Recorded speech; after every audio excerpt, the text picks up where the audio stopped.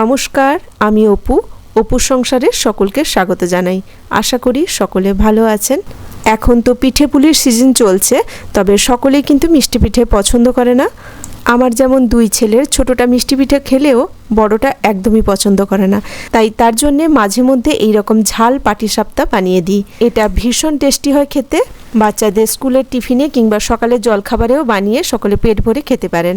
তো চলুন আর কথা বাড়াবো না, রেসিপিটা শুরু করি। প্রথমে একটা পাত্রে নিয়ে নিলাম হাফ বাটি সুজি।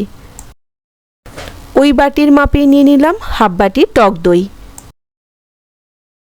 ওই বাটিতেই এবার দিলাম এক বাটি জল।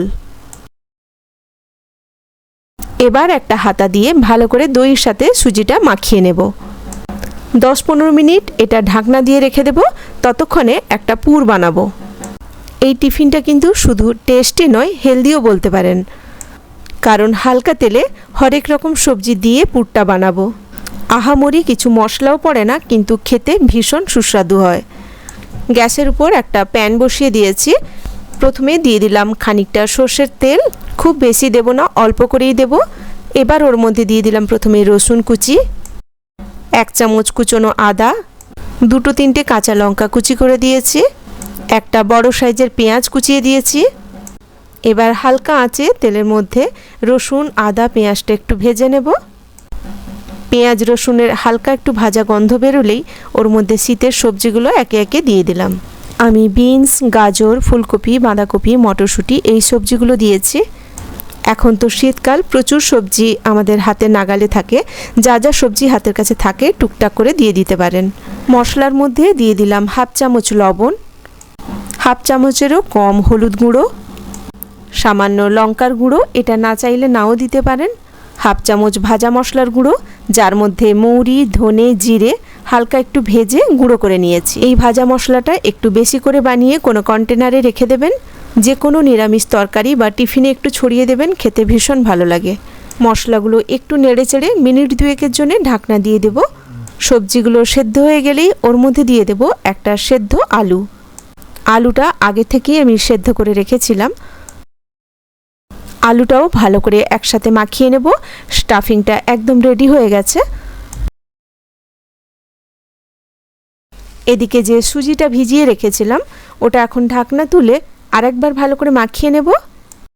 সুজিটা বেশ ভিজেও গেছে, অনেকটা ঘন হয়ে গেছে, ফুলে গেছে। এখন এটা একটু মিক্সিতে পেস্ট করে নেব।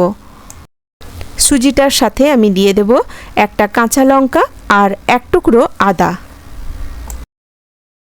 সাথে দিয়ে দিলাম পরিমাণ মতো লবণ।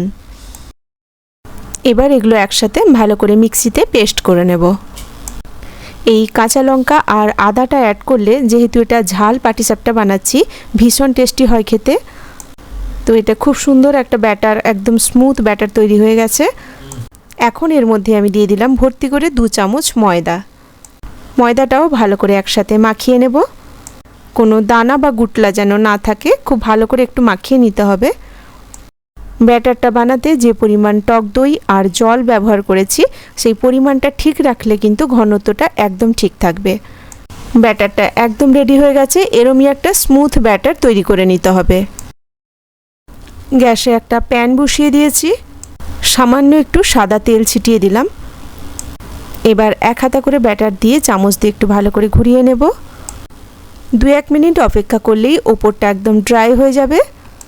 এবার এর উপরে আমি তৈরি করে রাখা পুরটা দিয়ে দিলাম। স্টাফিংটা একটু বেশি করে দেবেন, খেতে ভালো লাগবে। এবার সাবধানে ভাঁজ করে নিলেই রেডি হয়ে যাবে হরেক রকম সবজি দিয়ে তৈরি ঝাল পাটিসাপটা। ভীষণই সুস্বাদু হয়, একবার অন্তত এইভাবে বানিয়ে দেখতে পারেন। কেমন লাগলো আজকের রেসিপি ছোট্ট একটা কমেন্ট করে জানাবেন। আর যদি ভালো লেগে থাকে তাহলে একটা লাইক দিয়ে দেবেন। সকলে ভালো থাকবেন, সুস্থ থাকবেন। কথা হবে আবার পরের ভিডিওতে নতুন কোনো রেসিপি নিয়ে। আজ এখানেই রাখি। নমস্কার।